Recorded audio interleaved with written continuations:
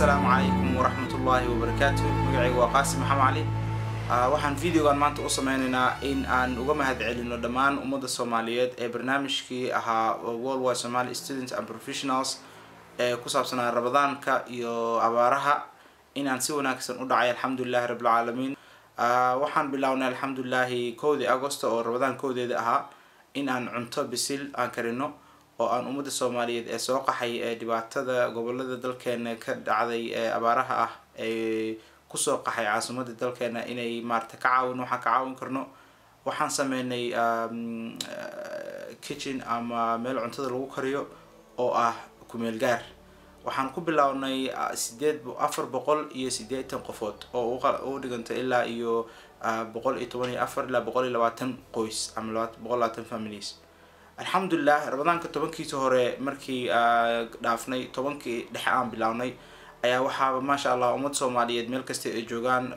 taageerayaasheena Facebook ku jiro iyo kuwa maxalliga Worldwide Somali Students howlwadeennada ay kala joogo Australia, Canada, America, Germany iyo meesha xarunteena ah oo UK anaga joogna teamkeena iyo howlwadeennada aad u dadaaleen. alxamdulillaah rabbil caalamiin lacag badan ayaa ummadina soo galay account ku soo dhacay sida anaga ummaddu si gaarsiinayso waan kordhinay. waxaan ka dhignay 800 ilaa 960 qofood meeshii aan inta hore ka sii jirnay double ayaan ka dhignay waa laba jibaarnay. taasna waxaa Ilaahay subxaanahu wa ta'aala uga mahadinaynaa walaalaha Soomaaliyeedna uga mahadinaynaa ee wax nagu soo aaminay inay hawshan isla qabano because maanta dalkeena iyo dadkeena way noo baahnaayeen. waxaan intaan awoodi karno anaga ah waa sameynay laakiin mana ka quusanayno. sawirro badan ayaa waxaan soo gelinay ma badna laakiin sawirro waxaan soo gelinay Facebookana. sawiradaas Facebook aan soo gelinay waxaan ugu dalnahayn iyo videoyaasha hadda aan idin soo gaari doono waxaan ugu dalnahayn inaan dadka maxaa la yiraahdaa tusno wixii aan qabanay iyo sida wax u dhaceen iyo dadka wax noo dhiibtay meesha wax ku baxeen saan u tusno. in adinkiina kamid ah waxay yara jeclaan lahaayeen in videoyada ama sawirada waliba in laga yareeyo dadka dhibaataysan cuntada cunaayo. waan qaadarinayna fikirkiina insha Allah waana qaadan doonaa waana qaadanaynaa laakiin wali waxaan u sameeynayna kaliya inaan dadka ku qancino wax walba waa ogtihiin UN ko kale ama cuntayada waaweyn ko kale cuntadooda suuqyada lagu gadaa. marka anaga waxaan inaan aan dhexdeena aan isdhigno ama aan muujino inaan anaga iyo hay'adaha kala duwanahay wax walba oo sameynayno transparency ama wax cad inaan maarta ku sameeyno. insha Allah waxaan ku dadaalnaa sawiradaas inaan maarta yareeno oo aan dadkeena dhibaatada haysato nagama aha inaan dadkeena dhibaatadeedii soo saareyno just waxay naga tahay inaan maarta u gargaarino. marka waana qaadanay fikirkiinaas insha Allah waana ku dadaalayna inaan sawirada iyo aan ka yareeno dadka oo lagu soo sawiraayo. barnaamijkaas oo aan qabanay waxaa iska kaashaday dhammaan howlwadeennada Worldwide Somali Students and Professionals. waxaana si qaas ah jeclaan lahaa inaan ugu mahadceliyo dadka ama dhalinyarada Soomaaliyeed ee barnaamijka nagala qayb qaatay lacagaha ku soo baxsaday ee ugu horeeyaan dadka ganacsado ama dadka maxaa la yiraahdaa oo professionals ka ah sida darawalada bus driverska oo magaaladan UK nala degan ama London magaalada London ee carabiga UK nala degan. dadkaas waa dadka ugu badan ama darawalada hadii la dhaho first group sida loogadooda ka arki doontaan iyo barnaamijka la qabanay waa dadka ugu badan ama dhalinyarada ugu badan ee lacagta barnaamijkan ku bixisay oo naga kaalmeysay. marka waxaan mar kale leenahay aad waa umahadsantihiin in annagana hawsha u istaagna adinkana nagu taageero. waxaan u mahadcelinayaa dadkii ka qayb qaatay sidii dhibaatada dalkeena iyo dadkeena ku dhacday wax looga qaban lahaa. wuxuu rasuulku sallallahu alayhi wasallam qof walaalkii kurbooyinka adduunyada kamid ah ka badbaadiya ama ka kor qaada maalinta qiyaamaha Ilaahay subhanahu wa ta'ala wuxuu ka dul qaadaa kurbo kamida kurbooyinka maalinta qiyaame. dad fara badan oo baahnaa oo yani arrinkooda uu dhimasho gaari lahaa ayaa Ilaahay subhanahu wa ta'ala wixii yara aad bixiseen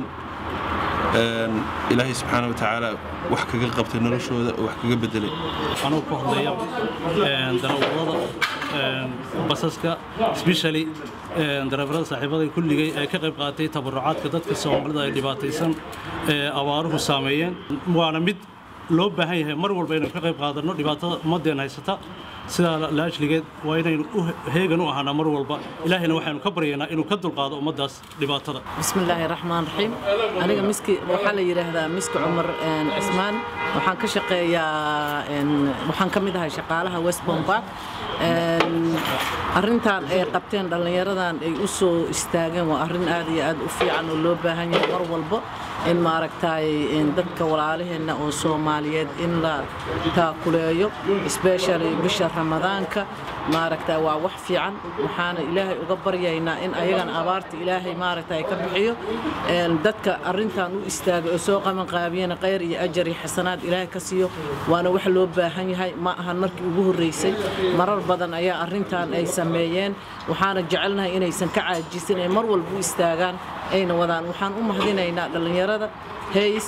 Greenford Alberton iyo West Bombard wassalaamu calaykum waraxmatullaah iyo Willisden Junction marka waa kaasa ilaahay maarta khayr iyo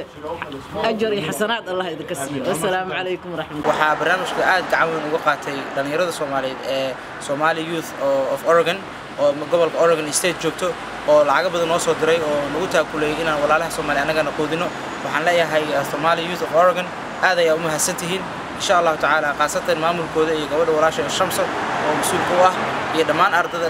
dhalinyarada dhan Cabdisaaq iyo Maxamed dhamaan dadka meesha ka wada shaqeeya wiilal iyo gabdhaba waxaan leeyahay mar kale aad u mahadsantihiin all waa Somali students and professionals oo idinkaga mahad celinaysa barnaamijka saa ugu taakuleysan waxa kala jeclaan lahaa inaan u mahad celiyo walaalaheen Soomaaliyeed oo si walaasha ayaan oo nala soo xiriirto oo lacag noo soo dirto New Zealand Christchurch noogu soo dirtay waan u mahad celinayaa waxaan u mahad celinayaa Kate Media walaalaha Soomaaliyeed ee Soomaaliya jooga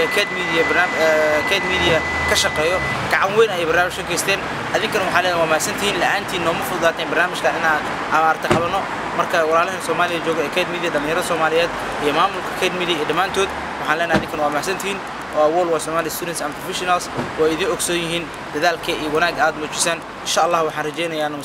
rajaynaynaa mustaqbalka dhow iyo kan fogba inaan wadankeena wada gargaarno aan isku kaashano hada anagoo dhan isku tagno sida hadda Soomaali all waa Somali students professionals meel kasta kala joogan Somali Youth of Oregon dhamaan umad Soomaaliyeed sida tusaaleyn aan noqono waadna mahadsantihiin waxaan ku gabagabeyn lahaa aan u mahad celinayo Somali Youth of Oregon oo barnaamijka wax weyn ka qaatay Kate Media oo barnaamijka aad nooga taakuleeyay dhaqaale ahaan iyo wax walba iyo xoog ahaan intaba iyo fikir ahaan waxa kale u mahad celinaa qaasatan dadka dhalinyarada ama gabdhaha wiilasha ee Facebook nagula jiro ee supporterska noo ah ee barnaamijkan ayagan wax ku soo diray qaarkood Western Union wax ku soo direen qaar bangi wax ku soo direen qaar noo soo sheegay marka wax soo direen marka ayaga naftooda oo mahad celinaa alxamdulillah barnaamijka si fiican ayuu ku bilowday tobankii hore ee maalintii ugu horreysay Ramadaanka waxaan ku bilaabnay tobankii hore budgetkeen wuxuu ahaa in 480 qof aan qoodino markaas kadib haddana alxamdulillah tobankii dambe markii la garay ilaa iyo tobankii ugu sii dambeysay waxaan ku dadaalnay inaan xisaabtii aan laba jibaar ka dhigno dadkii macnaha markaas qoodinayna ilaa aan gaarsiino ku dhawaad 1000 qofood oo family kasta 1000 qofood laakiin family 200 iyo xogaa ee family noqonaya family kastana wuxuu noqonayaa 5 qof ilaa 6 qof intii Ilaahay maartay subhanahu wa ta'ala uu kasay marka waxaan jeclaan lahaa mar labaad iyo mar saddexaad iyo mar afraad aan u mahad celiyo teamka shaqadan aadka ugu qabtay worldwide Somali students and professionals ee wadanka jooga Muqdisho Cabdullaahi oo kale yarka waxa ugu cajaa'ibsanaa yarka cuntada meesha lagu karinayay guriga nagu sadaqaystay markaas oo maartay space-kaasna siiyay waa yar jaamacadda Muqdisho wax ka dhigto jaamacadda maxaa la yiraahdaa Muqdisho jaamacadaha ku yaala kamid wax ka dhigto waa yar curiyaan naftigiisa oo asaga naftiisa maartay u baahan access badan in loo sameeyo waan sidaa darteed wuxuu maanta u istaagay inuu dalkiisa dadkiisa wax u qabto marka keena curiyaanka iyo keena lugaha qabo iyo keena gacmaha qabo maanta waxaa loo joogaa dad keenaysan oo caawin lahayn waan idinkaga mahad celinaya barnaamijkan ummadda Soomaaliyeed khaasatan supporterskeena worldwide Somali students and professionals sidee nagala qayb qaateen waxaan rajayn doonaa insha Allah taala in aan barnaamijkan oo kale iyo barnaamijyo weyn aan wax ka geysan doono mustaqbalkana ummadeena wax weyn u qaban doono walaalkeen Sahal oo worldwide Somali students and professionals qofka noo matalo ama ambassador ugu yarna ee Germany joogo meesha noo matalo wuxuu ka tagay Germany oo wuxuu tagay magaalada Muqdisho wuxuu tagay goboladii dalka ku dhawaa Muqdisho wuxuuna soo arkay dad aad u dhibaataysan ee dadka Soomaaliyeed waxyaalaha ugu cajaa'ibsanaa oo aan aad uga maaragtay uga murugoodo waxay ahayd in dadkeeni maanta saas u dhibaataysan yihiin annagina aan qurbihii ku kala firicsannahay oo aan xataa aanan midnaysnayn ama aanan wax wada qaban karin ma aha keliya inaan team ama dad nala shaqeeya wadankii ku lahayn qaarkeen ayaa tegay waana sahal bilaaw u noqon doonaa waxaan rajeyn doonaa in insha allahu tacaala dhibaatada masiibada intay jirto haddana abaaraha ee qaar naga mid haddana ay tegi doonaan wadankii haddii alla idmo ama aniga ama qof kale qofkay noqoto teamkan naga mid insha allahu tacaala waxaasoo dhan waxaan ugu dadaalaynaa sidii aan 2012 barnaamijka wadankeeni aan kusoo celinayno gurigeeni dib u habeenta gurigeyga aan ku sameynayno guriga waxaan ka wadnaa wadankeeni waxaan ku dadaalaynaa insha allah sanadka soo socda 2012 inaan sameyno barnaamijkii Operation Restore Home. Operation Restore Home wuxuu yahay operation aan ku fulinayno inaan dadka u laabano dhaqaatiirta beeraha dadka baqaatiirta bartay beeraha bartay geologistayaasha medicine wax walba qof kasta fieldiga u baahan oo wadankan u bartay maanta waqtigii loogu laaban lahaa dalka wax ka qaban lahayn joognaa sahal inuu tago anaga tagnana waxay insha Allah taala ay u sii gogol xaaraysaa safarkeena weyn ee kunka qof macallin professionals ki ardayda isku jiro ee wadanka ku tagi lahaayeen marka insha Allah taala waxaan idin ka rajeynaynaa dhammaan ummadda Soomaaliyeed meel kasta oo aad joogtaan adiga fakar haddaadan maanta bixi karin dalkaaga aadi karin adiga kula mid aan nahay waxaad haysanaa noloshaad ka fikiraynaa laakiin waxaan u baahanahay dalkeeni inaan ka fikirno danta guud in laga hadlo sidaa darteed sanadka dambe markaa bixayno haddaad adiga bixi karin fadlan waxaan kaa codsanaynaa inaad ka qayb qaadatid meesha aad joogtid haddaad qof tigid ka bixin kartid haddaad qof maxaa tigidka haaf ku taageeri kartid haddaad maxaa la yiraahdaa barnaamijka meesha aan ka fulinayn waxaan rabnaa inaan mashruuc weyn ee beeraha ah inaan sameyno walaalkay Sheekh Maxamuud ayaa wuxuu hogaaminayaa mashruuc beeraha Maxamuud waa master's degree wuxuu ka sameeyay Reading University dadka UK waa yaqaanaan ama internetka hadaa gashid aad dhahday Reading University wadankeeni anagu noo baahan yahay anagana u baahanahay laba isku baahanayna maanta kadib sida caruurteena mustaqbalka markay soo wanaadaan ay u arkaan aabayaasha iyo hooyaasha